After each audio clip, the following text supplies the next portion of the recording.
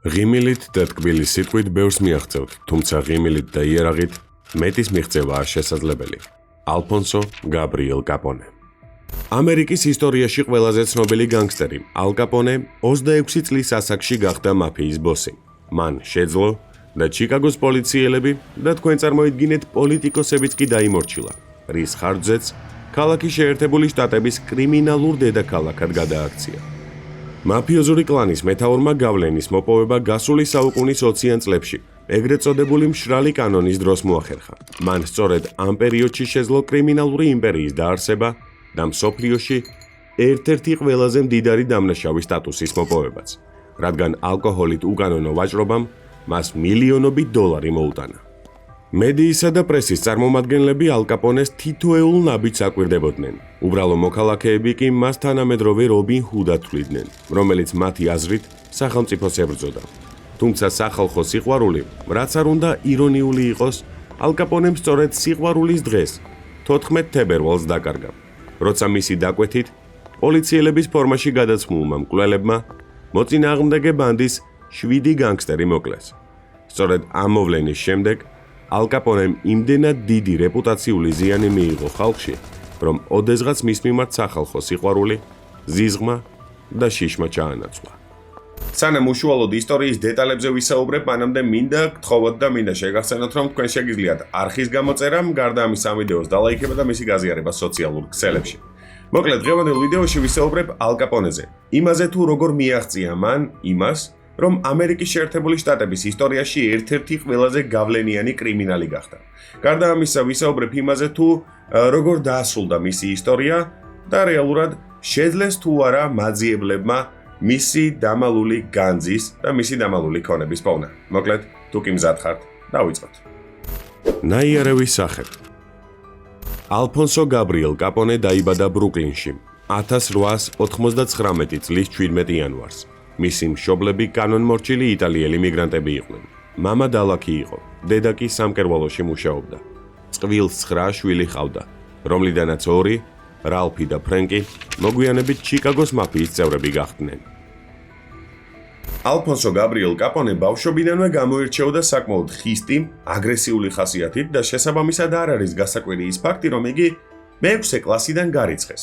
ოღონდ გარიცხეს იმის გამო, რომ მასწავლებელი სცემა. ამის შემდეგ მას სწავლა არ გაუგრძელებია, თუმცა ქუჩა მისთვის ახალი სკოლა გახდა.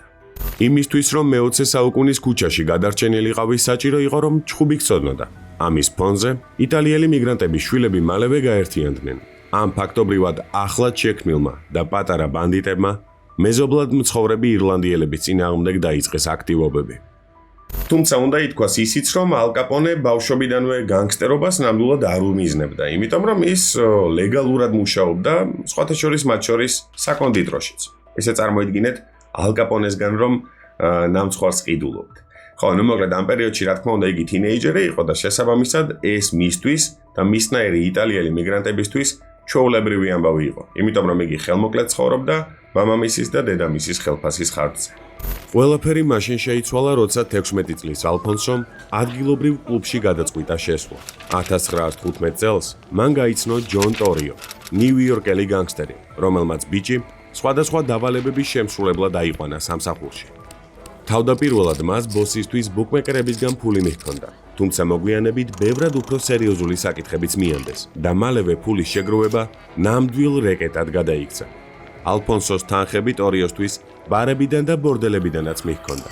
ხელფასის გარდა კი მას ბონუსად შეეძლო გარკვეული მომსახურებების მიღება, რამაც როგორც მოგვიანებით გაირკვა, საკმაოდ მძიმე დაღი დაასვა. როცა კაპონე წამოიზარდა, ჯონ ტორიომ ის ფრენკი იელის ბარში გაუშვა. აქ კაპონე ბარმენად მუშაობდა და სწორედ ამ ბარში 18 წლის ალფონსო დააჯილდოვეს ნაიარევით. ერთ-ერთ საღამოს ბარში განგსტერი ფრენკ გალუჩო და მისი და შევიდნენ. კაპონემ გოგონას შეუსაბამო რეპლიკით მიმართა, რამაც რა თქმა უნდა გალუჩოს გაღიზიანება გამოიწვია და შუშის ბოთლით კაპონეს სახეზე ჭრილობა მიაყენა. ამის შემდეგ ახალგაზრდა ალ კაპონეს მეტსახელად ნაიარევის სახე შეარქვეს.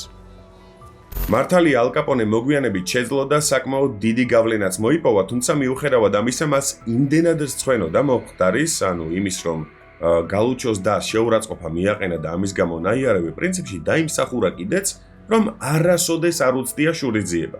მაშინ, როდესაც ჟურნალისტები მას ფოტოებს უღებდნენ, ცდილობდა რომ დაემალა ნაიარევის სახე და როცა ეკითხებოდნენ თუ საიდან აქვს ეს ჭრილობა, ყველას პასუხობდა რომ პირველ მსოფლიო ომში დაიჭრა.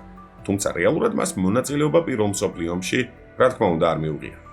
19 წლის ასაკში ჯერ კიდევ არჩევდგარი მაფიოზის კარიერა კინაღამ დასრულდა. ამ პერიოდში მან ტიპოგრაფიაში გაიცნო ირლანდიელი გოგონა მეი კოფლინი, რომელიც სხვა მარტივად ხელმისაწვდომ გოგონებს სულაც არ გავდა. ურთიერთობები სწრაფად ვითარდებოდა. 1918 წელს კი გაირკვა, რომ მეი კოფლინი ორსულად იყო. როგორც ჯენტლმენი, ალ კაპონემ მზად იყო, რომ იგი ცოლად შეერთო, თუმცა გოგონას დედა კატეგორიულად წინააღმდეგი იყო. ყველაფერი კი მაშინ შეიცვალა, როცა ახალგაზრდა წყვილს გაუჩნდათ შვილი, სონი კაპონე.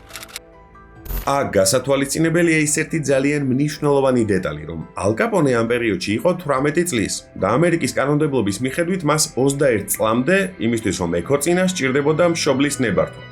და შესაბამისად მამამისმა, რომელსაც გული წყდებოდა იმის გამო, რომ მისი შვილი კრიმინალურ სამყაროსთან იყო კავშირში, პირობა ჩამოართვა, რომ იმ შემთხვევაში მისცემდა კურთხევას, თუ კი იგი თავიდან ბოლომდე ჩამოშორდებოდა კრიმინალს. მოკლედ ალ კაპონეს სხვა გზა აღარ დარჩა, მან მამას პირობა აღუთქვა და 2 წლის განმავლობაში ბუღალტერიაში მუშაობდა.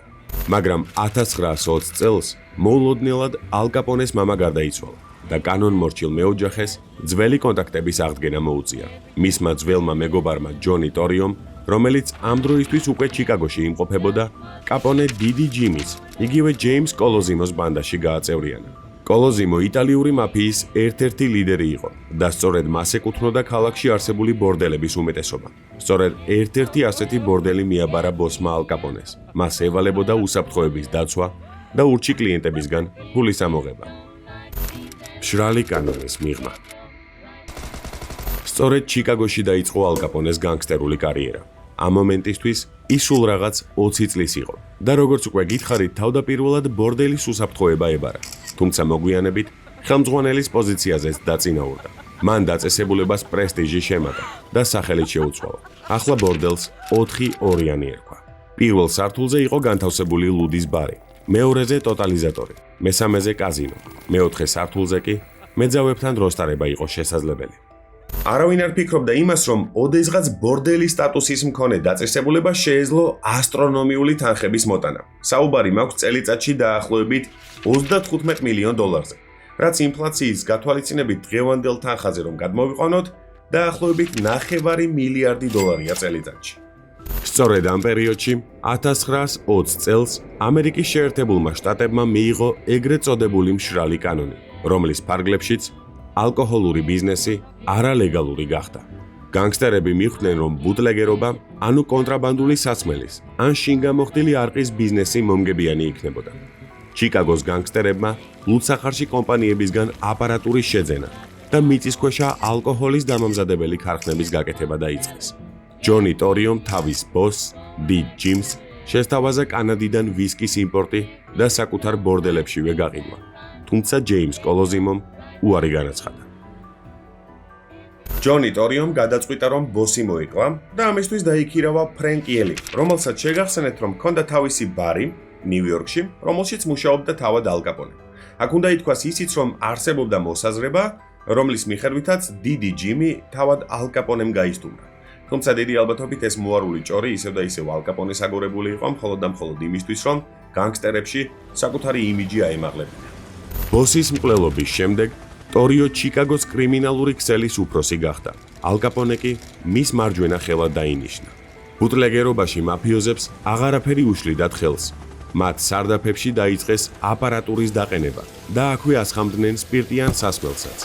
გასათვალისწინებელია ის, რომ 1 ლიტრი სასმელის წარმოება არალეგალურობისა და ნორმების დაცვის არარსებობის გამო დაახლოებით 10 ცენტი ჯდებოდა. ლიტრ სასმელს კი საკუთარ ბარებში და სხვადასხვა დაწესებულებებში, ასევე არალეგალურობის გათვალისწინებით საკმაოდ ძვირად, $8-დან $10 ყიდდნენ.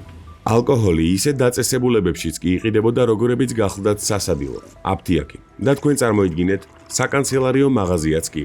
აქ შესულ მომხმარებელს სასმელს ჩაის ჭიქებში უსხამდნენ. ჩიკაგოს მასშტაბით ჯამში დაახლოებით 10,000-მდე მსგავსი დაწესებულება არსებობდა და თითოეულ მათგანს განგსტერები აკონტროლებდნენ. საკმაოდ მალე იტალიელებმა აღმოაჩინეს, რომ მათ კონკურენტები გამოუჩნდათ. საუბარი მაქვს ირლანდიელებზე. ამის გამო 1924 წელს ჯონ ტორიომ შეუკვეთა მათი ბოსის, 딘 ობენიონის მკვლელობა. ფაქტობრივად განგსტერებს შორის ომი დაიწყო, რომელსაც საკმაოდ დიდი რაოდენობის ადამიანი ემსხვერპლა. უნდა ითქვას ის, რომ ამ ომის მთავარი მიზანი იყო კონტრაბანდულ ალკოჰოლურ ბაზარზე ლიდერობის მოპოვება. განგსტერები დაუნდობლად ხოცავდნენ ერთმანეთს. შეტაკებების შედეგად ჯამში 700-მდე ადამიანი გარდაიცვალა. 1925 წლის იანვარში ირლანდიელებმა თავად ალ კაპონეს მოშორებაც გადაწყვიტეს. დაცხრილეს მისი ავტომობილი, მოუკლეს მძღოლიც, მაგრამ იღბლიანი ნაიარევი სახე გადარჩა. ამ შემთხვევის შემდეგ ალ კაპონემ ტყვია გაუმტარი შუშებით აღჭურვილი ბრონირებული კადილაკით დაიწყო გადაადგილება, რომელმაც მომავალში ის არაერთ თავდასხმას გადაარჩინა.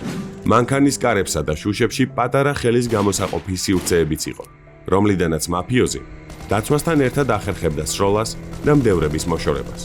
ავტომობილს იატაკზე ჭრილიც ჰქონდა ჩამონტაჟებული, რომლიდანაც ლურსმნებს ან სხვა წვეტიან ნივთებს ყრიდნენ. მაყუჩიდან კი ზოგჯერ სპეციალურად უშვებდნენ მუქ კვამლს, რომელიც მათ გაქცევაში ეხმარებოდა.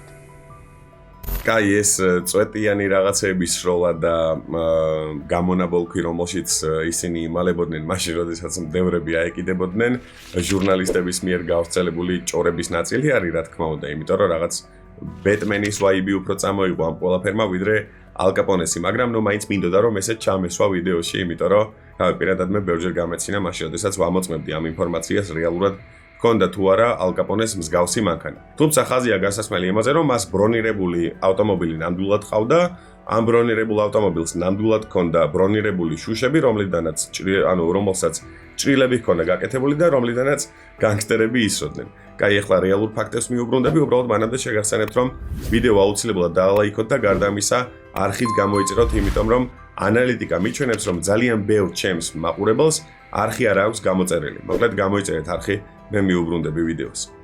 მას შემდეგ, რაც ალ კაპონეს მკვლელობის მცდელობამ არ გაამართლა, ირლანდიელები მის ბოს, ტორიოს დაესხნენ თავს, მაშინ როცა ის სახლიდან გამოდიოდა. ტორიოს მძღოლი მსუბუქად დაიჭრა. აი ბოსმა კი საკმაოდ მძიმე ჭრილობა მიიღო გულმკერდის არეში. თუმცა მიუხედავად ამისა იგი გადარჩა, მაგრამ იმდენად შეეშინდა, რომ მას ან მისი ოჯახის წევრებს რაიმე არ მოსვლოდათ, საცხოვრებლად იტალიაში გადავიდა. ამის შემდეგ ჩიკაგოს მაფიის ლიდერი ალფონსო გაბრიელ კაპონე გახდა. ჩიკაგოს მეფე. ამ დროისთვის კაპონე 26 წლის იყო და მის განკარგულებაში 1000-ზე მეტი ადამიანი აღმოჩნდა.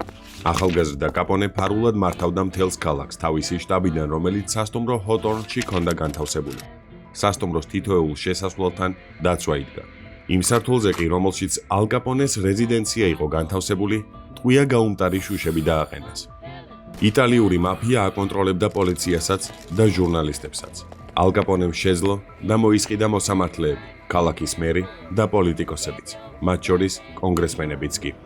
და თუ რომელიმე მათგანი განგსტერის წინააღმდეგ მიდიოდა, საკმაოდ სერიოზული პრობლემები ექნებოდა.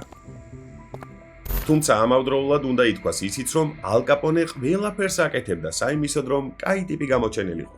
იგი მეგობრობდა ცნობილ ადამიანებთან, იცვამდა საკმაოდ სერიოზული ბრენდის ტანსაცმელებს, ეწეოდა იმპორტულ სიგარებს და გარდა ამისა ყველაფერს აკეთებდა საიმისოდ, რომ მისი ფოტო, სახელი და გვარი ხშირად გამოჩენილიყო ადგილობრივ გაზეთებში.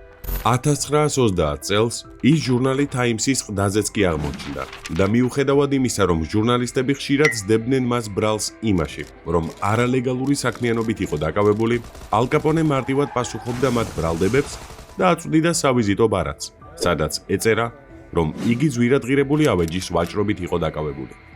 დიახ, ჩიკაგოში ძალმომრეობა ყავს, მაგრამ აქ არც მე და არც ჩემი ხელფეითები არაფერს შუაში არ ავარ. და იცით რატომ? იმიტომ რომ ეს ბიზნესს უშლის ხელს. შემოსავლის ლეგალიზაციისთვის ალ კაპონემ ფულის გათეთრების საკმაოდ საინტერესო მეთოდს მიმართა. მან სამრეცხაოების ქსელი გახსნა, რომელში შესული კლიენტების რაოდენობის დათვლაც შეუძლებელი იყო.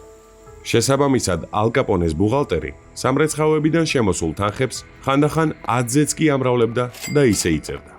ალ კაპონეს იმაზე მეტი ფული ჰქონდა, ვიდრე ოდესმე შეეძლო წარმოედგინა. იმიტომ რომ მისთვის შემოსავალი ბორდელების, ბუტლეგერობისა და კაზინოების გარდა რეკეტსაც მოჰქონდა. არადა იგი რეალურად ყველაფერს აკეთებდა საიმისოდ, რომ საზოგადოებაში ატიოსანი ადამიანის იმიჯი დაემკვიდრებინა. განგსტერები მომავალ კლიენტებს ჯერ აშინებდნენ, შემდეგ კი სთავაზობდნენ დაცვას მსგავსი სიტუაციებისგან საკმაოდ დიდი თანხის სანაცვლოდ. უარის შემთხვევაში, რეკეტისგან დაზარალებული ადამიანები ან ბიზნესის, ან არადა სულად სიცოცხლის გარეშე რჩებოდნენ. ხელისუფლებამ რეალურად იცოდა ის თუ რა გზით შეუვლობდა კრიმინალური ავტორიტეტი ფულს, თუმცა მტკიცებულებების გარეშე ვერაფერს აკეთებდნენ. ალ კაპონე ფრთხილად მუშაობდა, მას საკუთარი ქონებაც კი არ გააჩნდა. ყველა ის სახლი, ვილა, ავტომობილი თუ დაწესებულება, რომელიც მის დაქვემდებარებაში იყო, სხვის სახელზე ფორმდებოდა. მეტიც, მას ბანკში საკუთარი ანგარიშიც კი არ ჰქონდა. თუმცა მიუხედავად ამისა, მაინც მდიდრულად ცხოვრობდა და თან ისე, რომ ამის დამალვას სულაც არ ცდილობდა. ერთშვენიერ დღეს ალ კაპონეს დაბადების დღეზე მისივე ბრძანებით გაიტაცეს ჯაზმენი ფეტს ვოლერი, რომელიც წაიყვანეს სასტუმრო ჰოტორნში და დასვეს პიანინოსთან და უთხრეს, რომ ისე დაეკრა, თითქოს ამაზე მისი ცხოვრება იყო დამოკიდებული. მე თუ მკითხავთ თითქოს კი არა, ამაზე ნამდვილად იყო მისი ცხოვრება დამოკიდებული და შესაბამისად ფეტს ვოლერსაც სხვა გზა ნამდვილად აღარ დარჩა.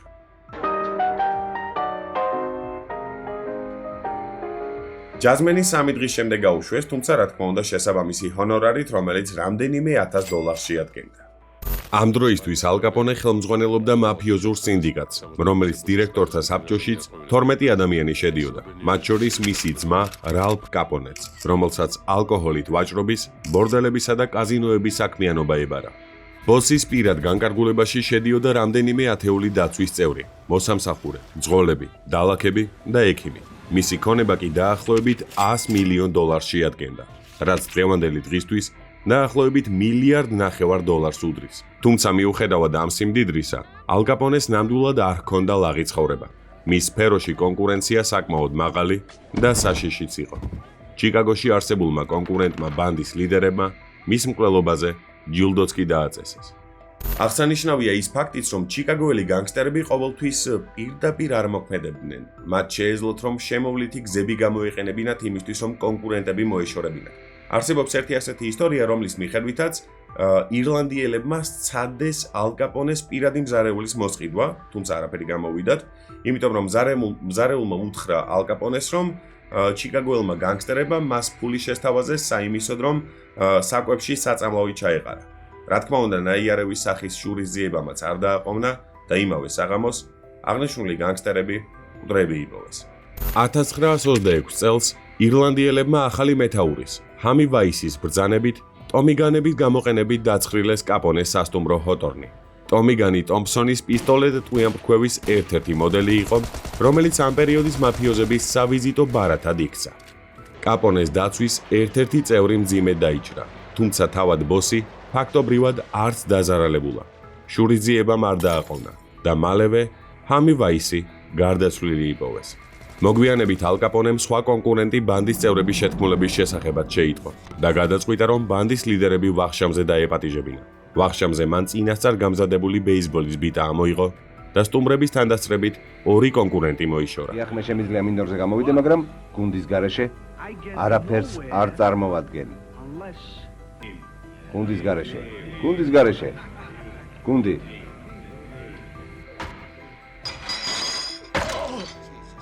მერტო ჩემი. ალ კაპონეს თავის საახლობლო წრეში კიდევ ერთი მოღალატე ჰყავდა.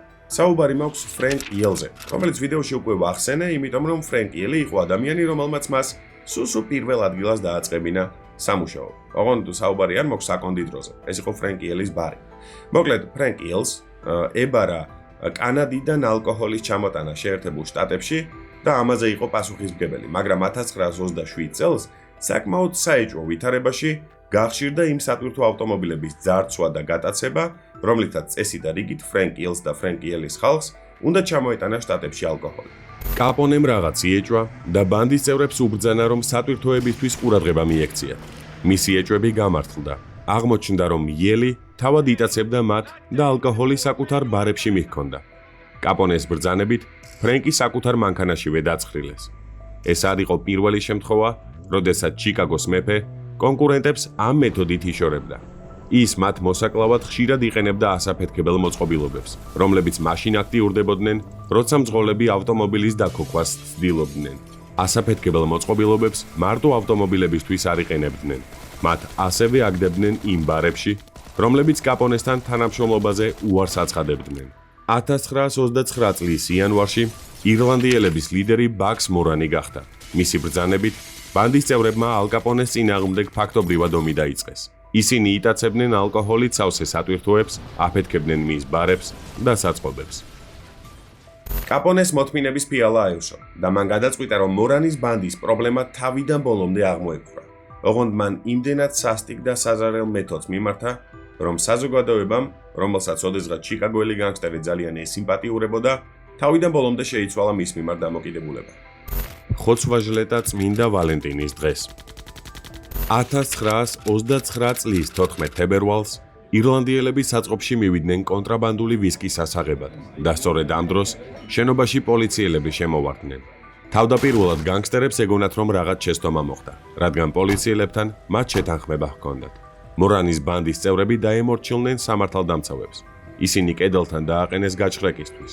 თუმცა როგორც კი განგსტერები შეტრიალდნენ, მათ ცეცხლი გაუხსნეს და დახვრიტეს. ამ დღეს ირლანდიურმა გენგმა 7 საკმაოდ მაღალი სტატუსის მქონე წევრი დაკარგა. თუმცა მთავარი სამიზნე ბაქს მორანი გადარჩა, რადგან შეხვედრაზე დააგვიანდა. მოგვიანებით, რა თქმა უნდა, გაირკვა, რომ ეს პოლიციელები რეალურად სამართალდამცავები კი არა, ალ კაპონეს მიერ დაქირავებული ბანდიტები იყვნენ. და სხვათა შორის ეს იყო ერთ-ერთი პირველი შემთხვევა, როდესაც იმისთვის, რომ გამოძიებას დაედგინა თუ ვინ იყო დამნაშავე, გამოიყენეს ბალისტიკური ანალიზი. ბალისტიკურ ანალიზზე და ზოგადად იმაზე, თუ რა მეთოდებს მიმართავენ გამომძიებლები იმისთვის, რომ დაადგინონ თუ ვინ არის დამნაშავე, უკვე მაქვს გადაღებული ვიდეო, ასე რომ ლინკს დავტოვებ აღწერაში, გადადით, გაეცანით და კიდევ ერთხელ შეგახსენებთ არხის გამოწერა არ დაგავიწყდეთ. ხო, წავედი მიუბრუნდი ალ კაპონეს ისტორიას. ამავე დღეს გაზეთებში უამრავი სტატია დაიბეჭდა. სტატიებს ფოტო მასალაც ჰქონდა თან დართული და ამას საზოგადოებაში ალ კაპონეს მიმართ შიში და ზიზღი გააჩინა. მიუხედავად იმისა, რომ ალ კაპონე ვალენტინობის დღეს ფლორიდაში იყო და უტყუარი ალიბიც ჰქონდა, ყველა ხვდებოდა, რომ ეს ყველაფერი მისი ბანდის წევრების გაკეთებული იყო. დანაშაულის შესახებ ამერიკის შეერთებული შტატების პრეზიდენტმა ჰერბერტ ჰუვერმა შეიტყო, რომელმაც მოითხოვა, რომ რადაც არ უნდა დამჯდარიყო, ალ კაპონე სათანადოდ დაესაჯათ და ციხეში ჩაესვათ. პრეზიდენტმა განგსტერი საზოგადოების მტრად გამოაცხადა, რომელიც თავისი არსებობითაც კი შეურაცხყოფდა ამერიკულ ღირებულებებს. გამომძიებლები ყველანაირად ცდილობდნენ, რომ კაპონე დაეკავშირებინათ 14 თებერვლის ხოცვაჟლეტასთან, მაგრამ არ გამოსდიოდათ მისი ალიბის გამო. შესაბამისად, მათ უწევდათ მისი დადანაშაულება შედარებით უფრო მსუბუქ საქმეებში. 1929 წლის მარტში კაპონე სასამართლოს წინაშე მშრალი კანონის დარღვევის გამო უნდა წარდგენილიყო.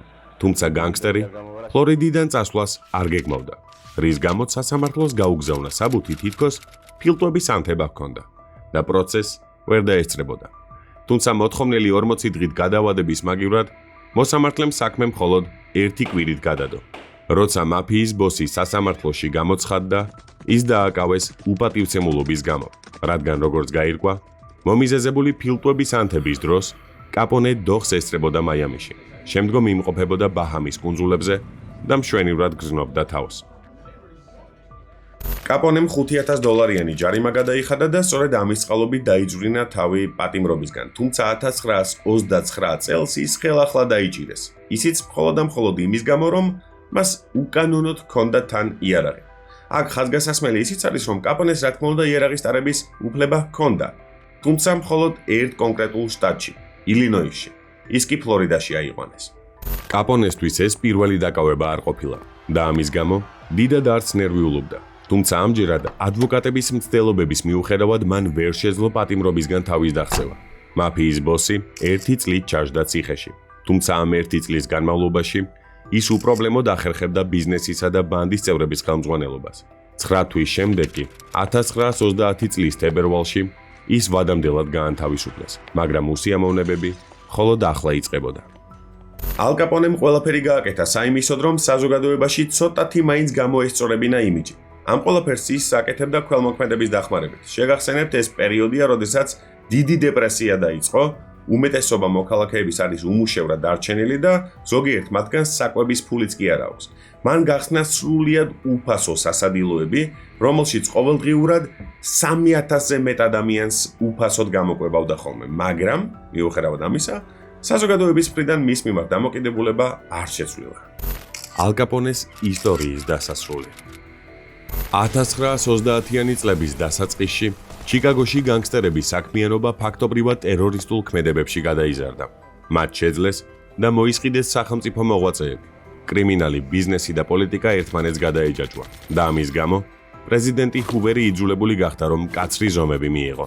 1931 წელს სახელმწიფო მოხელეებმა და კანონმდებლებმა მიაგნეს ისეთ მეთოდს, რომლის დახმარებითაც ალ კაპონეს დიდი ხნით გამოკეტავდნენ ციხეში. მისი დაკავების საქმეში უკვე არა მხოლოდ პოლიციელები, არამედ იუსტიციის სამინისტროს, ფედერალური ბიუროსა და საგადასახადო თანამშრომლებით ჩაერთვნენ. გადაწყდა, რომ განგსტერის საქმე ორი მხრიდან უნდა გამოკვლეულიყო. ფრენკ უილსონს, რომელიც ფინანსთა სამინისტროში საგადასახადო აგენტად მუშაობდა, უნდა ეპოვა იმის მტკიცებულებები, რომ კაპონე გადასახადებს მალავს. მეორე სპეცაგენტს, ელიოტ ნესკი, რომელიც ასევე ფინანსთა სამინისტროს თანამშრომელი იყო, ევალებოდა, რომ განგსტერის მხრიდან მშრალი კანონის დარღვევის ფაქტები შეესწავლა. ნესის მეთაურობით აგენტებმა საკმაოდ დიდი ზიანი მიაყენეს ალ კაპონეს ბიზნესს, იქიდან გამომდინარე, რომ მათ დაიწყეს იმ მიწისქვეშა საწყობებისა და გარდა ამისა ქარხნების შტურმი, სადაც ალკოჰოლი ან ინახებოდა, ან მზადდებოდა. აქ ხაზგასაცმელია ისიც, რომ ნესიც, ისევე როგორც მისი აგენტები, ხშირად ამეტებდნენ უფლებამოსილებას. რა თქმა უნდა, კარგი მიზნებით. და სწორედ ამის გამო ჟურნალისტებმა მათ უწოდეს ხელშეუხებლები. ქალაქ ჩიკაგოს თხოვნით ფედერალურმა ხელისუფლებამ, კერძოდ კი ფინანსთა სამინისტრომ, სპეციალური პროგრამის განხორციელება დაიწყო, რომელიც გულისხმობს სპირტიანი სასმელების კონტრაბანდასა და მის მიერ გამოწვეულ ძალადობასთან ბრძოლას. თავდაპირველად ალ კაპონე უკვე გამოცდილ მეთოდს მიმართავდა.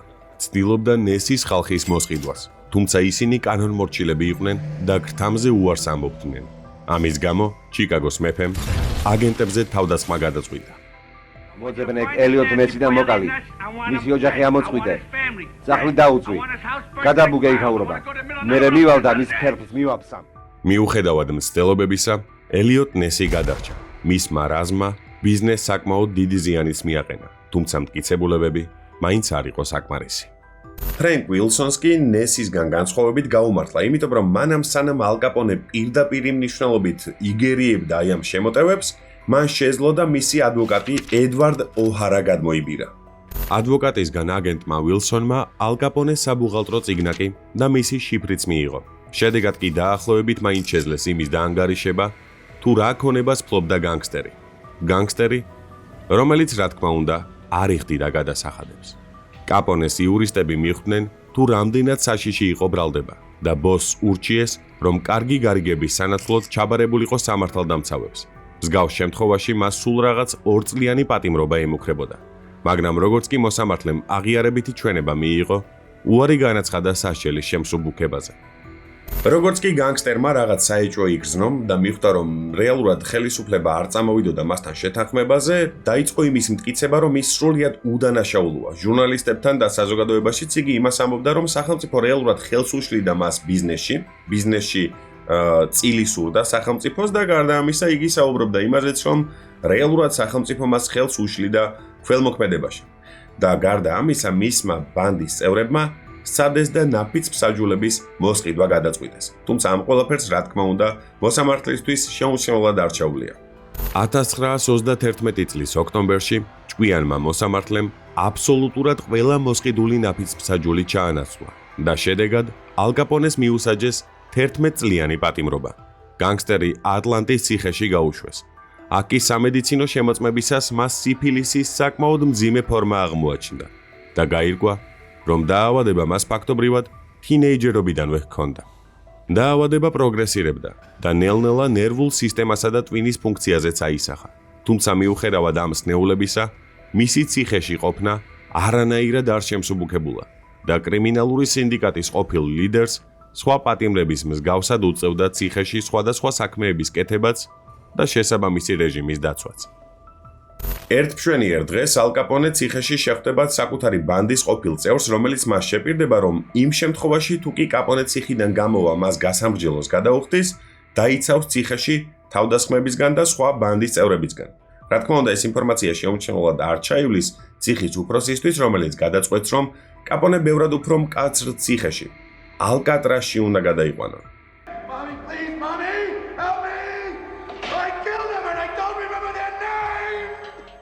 აქ მისი მდგომარეობა მკვეთრად გაუარესდა. ყოფილ მაფიოს მეხსიერება ღალატობდა. ახლობლებთან მიწერილი წერილებიდან კი აზრის გამოტანა ფაქტობრივად შეუძლებელი გახდა. 1936 წელს კი მას თავს დაესხნენ. ოღონდ ეს არ იყო მისი საქმიანობების გამო შურისძიების მცდელობა. მან უბრალოდ უარი განაცხადა ერთობლივ აჯანყებაში მონაწილეობაზე. იგი საკმაოდ მძიმედ დაიჭრა და ჯანმრთელობის მდგომარეობის გაუარესების გამო 1939 წლის 6 იანვარს თავდასხმიდან მხოლოდ 3 წელიწადში გაანთავისუფლეს. ციხიდან ალ კაპონე უკვე ისეთ მდგომარეობაში გამოვიდა, რომ მას დასჭირდა ფსიქიატრების დახმარება. მათი თქმით, ყოფილი კრიმინალური სინდიკატის ბოსის, ალ კაპონეს გონებრივი შესაძლებლობები გაუტოლდა 12 წლის ბავშვის შესაძლებლობებს და 12 წლის ბავშვის ინტელექტს და იგი აწი უკვე ვეღარასდროს ვეღარ შეძლებდა აზრის ლოგიკურ დალაგებას და აზრის გამოთქმასაც კი. თავდაპირველად მას რა თქმა უნდა აკითხავდნენ ყოფილი თანამშრომლები და კოლეგები, მაგრამ ერთ მშვენიერ დღეს მეი კოფლინმა მისმა მეუღლემ ეგ პროცესებიც კი აკრძალა, იმიტომ რომ მისი მდგომარეობა ნელ-ნელა უარესდებოდა. საქმეს ჩამოშორებული მაფიოზი უკვე დიდი ხნის გარდაცვლილ ადამიანებსაც ელაპარაკებოდა ჰალუცინაციების დროს. იგი ძირითადად იმათ ესაუბრებოდა, ვისი მკვლელობაც თავად ჰქონდა შეკვეთილი. სიფილისისგან დასნეულებული ორგანიზმი ყოფილ განგსტერს ღალატობდა და სწორედ ასე 1947 წლის იანვრის დასაწყისში მან ინსულტი გადაიტანა. რამდენიმე დღეში კი კურნალმა ექიმმა მას ფილტვების ანთება დაუდგინა. კიდევ რამდენიმე დღის გასვლის შემდეგ კი მას გული გაუჩერდა. არ მინდა ისე გამომევიდეს თითქოს გარდაცვლილ ადამიანზე და აქ მნიშვნელობა არ აქვს ეს ალ კაპონეა თუ ნებისმიერი სხვა ადამიანი რაღაცნაირად ირონიულად ვსაუბრობ და ირონიულად ყვები, მაგრამ მართლაც რომ ბედის ირონიაა ის ფაქტი, რომ ოდესღაც სასამართლოში ეს ადამიანი არ გამოცხადდა იმის გამო, რომ ფილტვების ანთება მოიმიზეზა. ნუ რეალურად დოღზე იყო, იქ რაღაც კუნძულებზე კოქტეილებს წრუპავდა და მთელი ამბები და მერე მისი მდგომარეობა იმდენად გაუარესდა და მისი ცხოვრება იმდენად შეიცვალა, რომ ფილტვების ანთება, ანუ პნეუმონია, ერთ-ერთი მიზეზი გახდა, რის გამოც გარდაიცვალა. ხო, ნუ მოკლედ ცხოვრება ზოგადად მსგავსი რაღაცეებისგან შედგება, ამიტომ არ უნდა იყო ცუდი ტიპი რა. ხო, კაი. მიუბრუნდები ალ კაპონეს ცხოვრების ბოლო პერიოდს. მაფიის ბოსი ცივსისხლიანი მკვლელი და საზოგადოების მტრად გამოცხადებული განგსტერი 48 წლის ასაკში გარდაიცვალა. იგი ათობით თავდასხმას გადაურჩა, თუმცა არა განგსტერების მიერ გასროლილ ტყვიას, არამედ ფაქტობრივად ფსიქიკა შერყეულ და ჯანმრთელობა განადგურებულ ორგანიზმს ემსხვერპლა. მოარული ლეგენდებისა და ჩიკაგოში გავრცელებული ჭორების მიხედვით, ალ კაპონემ მანამ სანამ სასამართლო მას 11 წლით პატიმრობას მიურჩიდა, ქონების საკმაოდ დიდი ნაწილი გადამალა. თუმცა ციხიდან გამოსვლის შემდეგ უკვე აღარც კი ახსოვდა თუ საწა იყო იგი. ჩიკაგოს მაფიოზური დაჯგუფების აწუკვე ყოფილი და ჭკუიდან შეშლილი ბოსი საკუთარი ვილის ტერიტორიაზე ხშირად უნახავთ ნიჩბით ხელში. ის ცდილობდა ტომბრებში ჩამალული და დამარხული ფულის პოვნას, თუმცა ყოველი მცდელობა წარუმატებლად მთავრდებოდა. ამერიკის შეერთებული შტატების ისტორიაში ერთ-ერთი ყველაზე ცნობილი განგსტერის ალ კაპონეს გარდაცვალების შემდეგ 40 წელი გადის, 1986 წელია და ერთ-ერთი სასტუმროს მეპატრონე, სასტუმრო ლექსინგტონის მეპატრონე, აცხადებს იმას, რომ მისი სასტუმროს მიწისქვეშა სივრცეში აღმოაჩინა გვირაბები და გვირაბების სისტემა, რომელშიც ასევე იყო საცავი, რომელიც ამოშენებული იყო კედლით. ეს ის სასტუმრო იყო, რომელშიც ოდესღაც ალ კაპონეს თავისი რეზიდენცია ჰქონდა. ხო და მოკლედ აი ამ სასტუმროს მეპატრონემ საზოგადოებას პირობა აღუთქვა, რომ პირდაპირ ეთერში მოანგრევდა ამ კედელს და ყველა ერთად გაიგებდა იმას, თუ რა იმალებოდა საცავში. Al Capone may have built it, and nobody knows what's in it. Some say money, some say bodies, some say it's booby trap, and we're going to open it.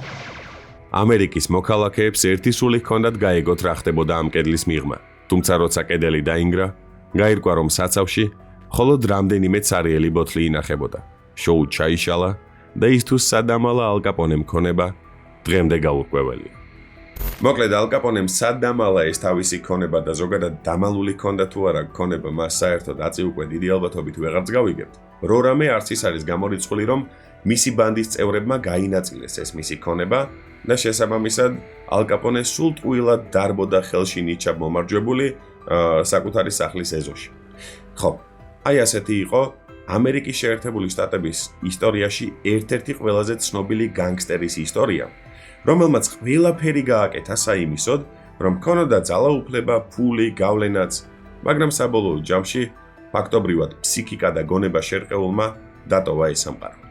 აწი უკვე იცით ის თუ როგორი იყო ალ კაპონეს ცხოვრება. მე დაგემშვიდობებით, არ დაგავიწყდეთ არხის გამოწერა, ამ ვიდეოს მოწონება და მისი გაზიარება სოციალურ ქსელებში. დროებით.